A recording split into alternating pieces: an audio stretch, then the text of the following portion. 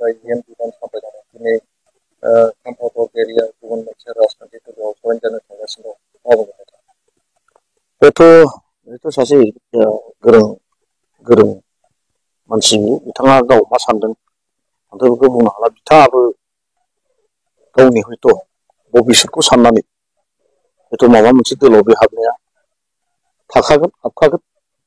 जिथु बिथाङा सासे एकदम बर' जाथिनि सासे नेतामोन आन्दलनकारिमोन बिथांनि उन जों खामानि मावबोनाय सासे आंबो वार्कारमोन बिथांमोना नेतामोन हयथ' बिथाङा सानदों खोमा दा जुदि जोंहा बड'लेण्ड बिनाया जुदि दोनथ'बायब्ला अब्ला बेहाबो राजनितिकआव थानानै गावनि खामानिखौ जिहेतु रायजोनि खामानि मावनो गोसो जानायफोरखौ हयथ' मावफुंगोन खोमा ओंखायनो माबा मोनसेयाव हाबगोन बिथाङा ओंखायनो बेखौ पार्टिखौ सोलायदों जानांगौ आं बिदि सानदों आरोखि जेब्लाना हयथ' बर'आ ज' जानानै जुदि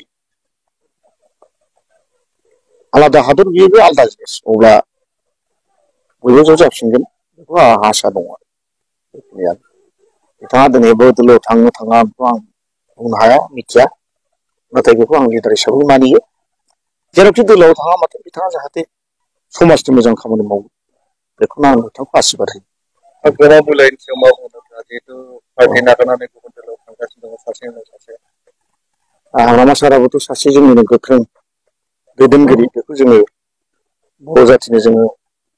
राजा होननानै जों सानो बिथांखौ आं जेब्लायबो आं मान बावो सिबियो बिथांनि एगेन्सै आं खोथा बुंनाय नङा माने बिथाङा हारिखौ सासे दैदेनबोग्रा नेता खाम्फायानो हक हाग्रामायानो हक बिथाङा मा जानो थाखाय गुबुन नेताफ्रा बारस्लायदों बेखौ आं बुंनो हानाय नङा आं दिनैसिमबो हांगामाखौ सनमान होयो सिबियो बिथाङा मा जानो थांदों